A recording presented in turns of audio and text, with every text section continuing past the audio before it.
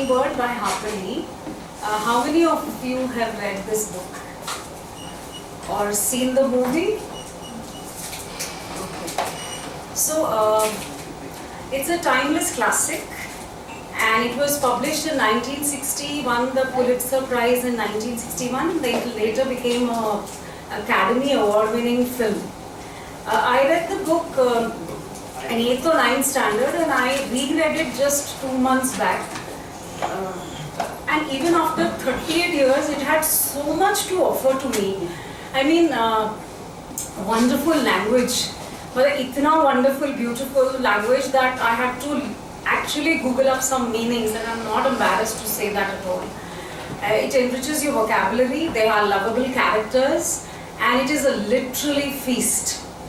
Now, Harper Lee is one of the most, I would say, intelligent female authors, and I'm not being sexist.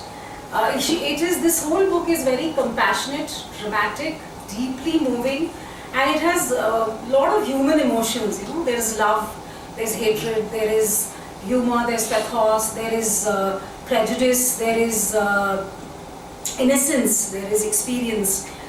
The book looks basically into prejudice, as Push has already said, and it questions whether it was right for people of color to be treated the way they were at that time.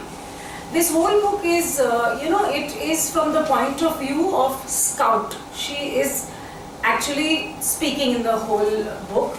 She is a very curious, intelligent, tomboyish 6-year-old girl. And it is very pure, honest, very visually very rich, the characters. And she takes you in this town of Mekong, where she is, and there are 2 parts of this book. Basically, the first part is the childhood, where it is she, her brother and a friend are playing around. And with every little incident, there are things to be learned. Like in this childhood part, they besides playing around the whole town, there's a neighbor of theirs called Boo Radley, or he hardly comes out of his home. Hardly, matlab he comes out just 15 minutes in 24 hours. So, people of the whole town weave stories about him. Ye hai, wo hai. He's supposedly a dangerous character, and how people judge others, it's like that. And eventually, in the end, pata lagta hai that he is the most humblest character in the whole book, and he even saves the lives of these 2 children in the end. So, as Atticus says in this, that most people are very nice. Wait until you see them. As you have heard this line, which is everyone is fighting their own battle, so don't judge others. Then there's this second part of the movie, book, which is the court case, which is the primary thing it talks about. It is, the court case is about Tom Robinson, a black man. He's falsely accused of raping a young white girl, and their father, Atticus, is the defense lawyer.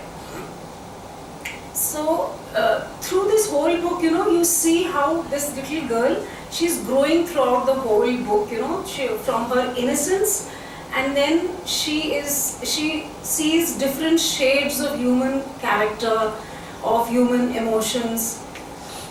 And the final character is Atticus Finch, who is the hero. In the movie, it's Gregory Peck, and he's just too good in the movie. As I said, he's the father of Gem and Scout. He is a lawyer. He's a symbol of morality and justice. His commitment to equality is, irrespective of whatever others say, he will do what is right. And that's what he teaches his children also. And he is the most enduring fictional image of racial heroism.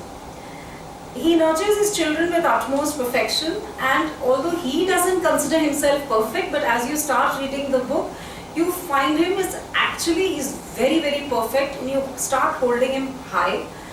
And I fell in love with him. You will all fall in love with him.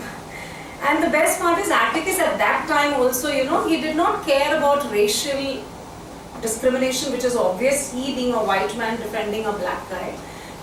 And he also, there was no gender discrimination amongst his children. Kehne ka matlab, his daughter Scout, she was tomboy, she did not care about how she was dressing up. You know, the only thing he focused on this is education is the highest importance. And this is way back in 1960.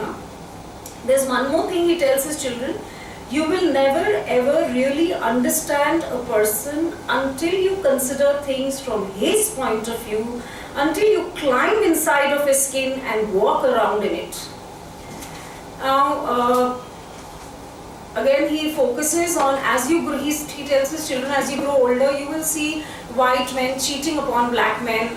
However, whatever background they might come from, however fine they may be, however rich they may be, that white man is trash. So, all in all, you will love this book.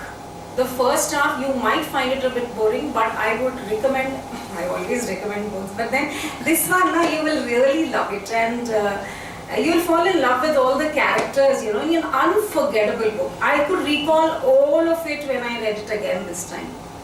That's all. Thank you.